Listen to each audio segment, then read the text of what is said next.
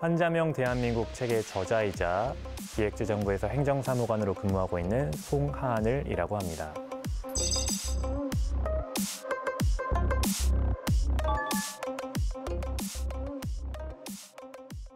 비하하는 표현은 아니고요. 오히려 애정을 담아서 쓴 비유법입니다. 사회 문제를 있는 그대로 다루게 된다면 너무 어렵거나 멀게만 느껴질 수 있을 것 같아서 나라를 사람에 비유해보면 어떨까, 피부에 와닿지 않을까 싶은 마음에 이런 비유법을 써보게 됐습니다. 환자 대한민국이 어떤 증상들을 앓고 있는지, 그리고 그 근본적인 원인은 무엇인지, 그래서 앞으로 어떻게 해결해 나가야 하는지 이런 부분들을 같이 이야기해보고 싶습니다. 제가 지금 현재 국가공무원 신분이긴 하지만 책과 지금 이 방송은 어디까지나 제 사견임을 미리 말씀드립니다.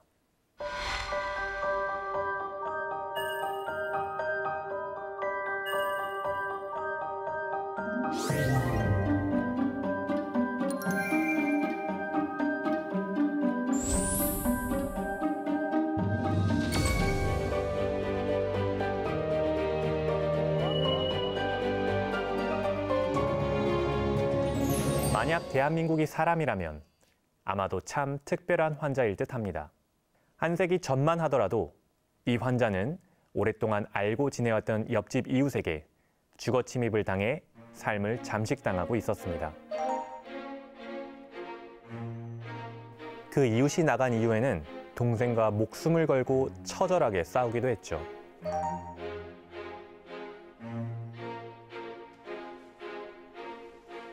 온몸은 성한 곳이 없었고 정신도 극도로 피폐해져 있었으며 안 그래도 없는 살림은 말 그대로 아무것도 남아있지 않았습니다. 모든 것이 절망스러운 상황이었지만 잘 살아보겠다는 일념 하나로 노력한 끝에 지금은 가난을 극복한 자수성가의 표본이 되었습니다. 가난도 극복하고 건강도 회복한 이 환자는 이제 문화로도 점점 두각을 드러내고 있습니다. 대한민국은 여러모로 참 특별한 환자, 아니 나라인 것이죠. 그런데 겉으로는 남부를 것 없이 대단해 보이기만 한 이 환자는 사실은 얼마 전부터 낯선 증상들을 새롭게 앓고 있습니다. 그 중에서도 특히 심각한 증상들이 있는데 바로 사회 갈등, 계층 이동성 하락, 그리고 저출산입니다. 아시다시피 이 세 가지 증상들은 하나하나 따져볼수록 정말 심각한 상태입니다. 그리고 이 환자가 현재 이 세 가지 증상들을 동시에 겪고 있는 것도 결코 우연의 일치가 아닙니다. 공통 원인에서 같이 파생되어 다양하게 발현된 결과물이기 때문입니다. 그래서 저는 대한민국이 앓고 있는 개별 증상 세 가지에 파편적으로 접근하는 대신에 그 이면에 숨겨져 있는 공통적이고 근본적인 원인을 찾아보고자 합니다. 쉽게 아프지 않도록 면역력을 키워두자는 제안이기도 하지요. 현재 대한민국이 겪고 있는 사회 갈등, 계층 이동성 하락, 저출산은 개별 사안마다 구체적인 양상은 조금씩 다를 수 있어도 사실은 경제 문제라는 커다란 공통점이 있습니다. 결국은 이 모두가 먹고 사는 원초적인 문제에서 파생된 후속 문제들이라는 것이죠. 한마디로 곳간이 비어가니 인심도 줄어드는 현상입니다. 곳간에서 인심 난다.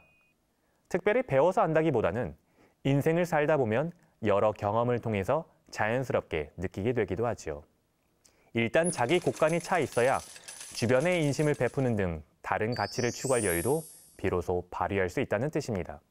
대한민국이 현재 겪고 있는 증상들도 이 원리에 정확히 부합합니다.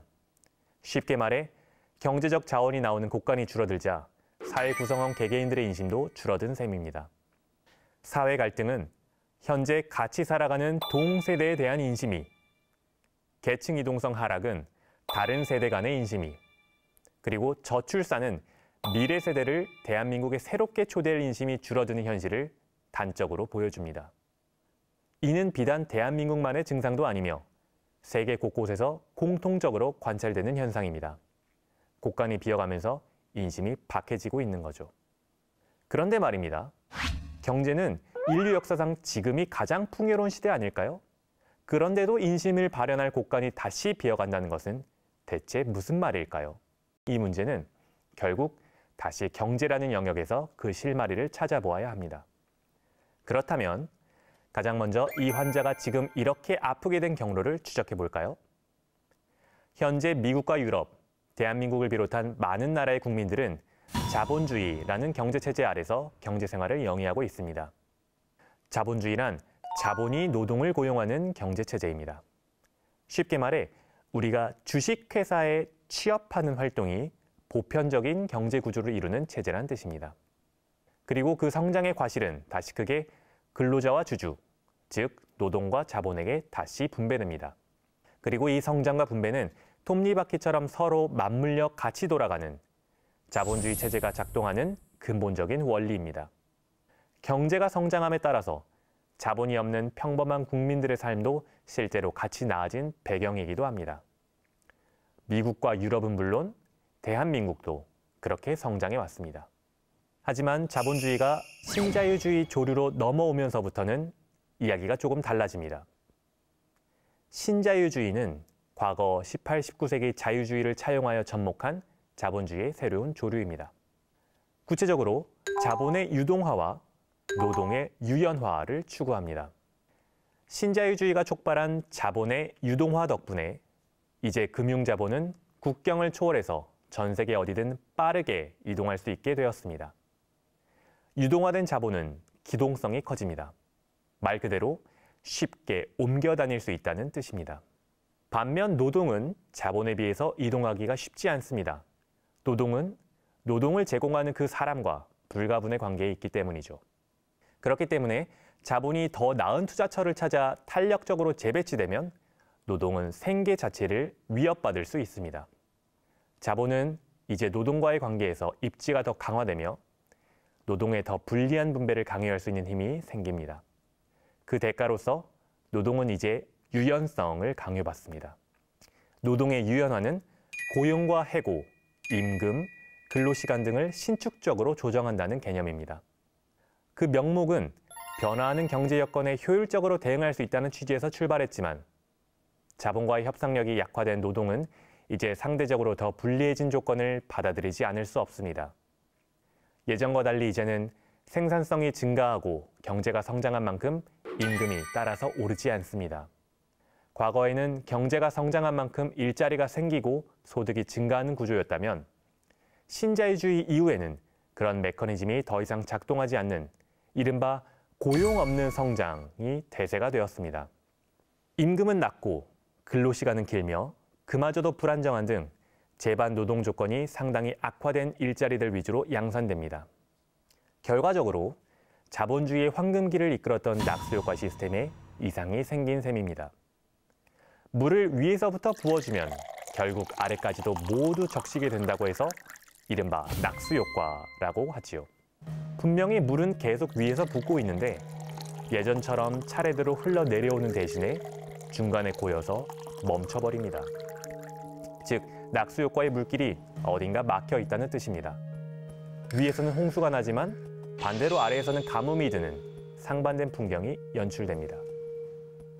나라마다 정도의 차이는 있지만 실제로 신자유주의가 본격적으로 추진되었던 1980년대 중반부터는 거의 모든 선진국에서 계층 간 불평등도가 빠른 속도로 상승하였습니다. 성장의 과실을 공유받지 못한 국가는 비어가며 인심도 메말라갑니다. 우리나라는 90년대 후반 외환위기로 인해 IMF의 구조조정을 받으며 신자유주의가 본격적으로 이식되었습니다. 광복 이후 처음으로 자식 세대가 부모 세대보다 못 살게 되기 시작했습니다. 노동의 유연화가 빠르게 진행되면서 비정규직이라는 용어조차 생소했던 한국은 불과 몇 년 만에 OECD에서 비정규직 비율에서 선두를 다투는 나라가 되었습니다. 청년 실업은 이제 여러 세대가 공유하는 만성적인 일상이 되며 대학생 다음에는 취준생이 또 하나의 통과 의례가 되었습니다.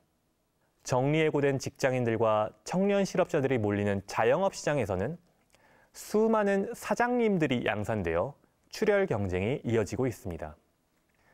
이러한 경제 여건의 변화는 더 나아가 대한민국 내 곡간의 곡식을 줄이면서 인심을 낼 수 있는 여력을 크게 약화시키는 결과로까지 이어집니다. 인류 역사상 가장 풍요로운 시대에 국간이 비어가는 경제 문제가 발생하는 역설적인 이유입니다. 어떠신가요? 경제 문제라고 해서 꼭 GDP, 물가, 금리, 주식, 파생상품 등 어려운 경제 용어들로만 쓰인 진단서와 처방전이 필요한 것은 아닙니다. 경제가 우리 삶에 어떤 막대한 영향을 미치고 있는지, 구체적으로 무엇이 어디서부터 왜 문제인지, 그래서 무엇을 어떻게 바꿔나가야 하는지를 쉽게 파악하기 위해서는 오히려 이런 이야기가 더 유용할지도 모릅니다. 우리가 살아가는 경제체제의 근본적이고도 구조적인 원리는 환자 대한민국의 증상을 걱정하는 보편적인 상식 수준에서도 얼마든지 이해할 수 있죠. 사실 이런 구조적인 원인은 눈에 잘 띄지 않는 경우가 많습니다. 마치 바다에 떠 있는 배에서는 물속 해류 대신에 수면의 파도만 보이는 것처럼 말입니다. 그래서 보통은 그 거대한 경제 구조를 일단 주어진 조건으로 간주한 채 GDP, 금리, 주식 등 눈에 보이는 수면의 파도에만 집중하기 쉽습니다. 하지만 수면 아래에서는 오대양을 넘나드는 거대한 해류가 쉬지 않고 흐르고 있습니다. 금리의 향방, 주식시장의 시황 등 파도의 세기와 방향도 배에서는 물론 중요하지만 더 크게는 해류의 흐름, 즉 경제체제의 구조적인 작동 원리도 정확히 파악하고 있어야 합니다. 그래야 궁극적인 목적지를 잃어버리지 않을 테니까요. 오늘의 한 줄 리뷰는 인류 역사상 가장 풍요로운 시대, 국가는 비어가고 인심은 줄어갑니다.로 하겠습니다.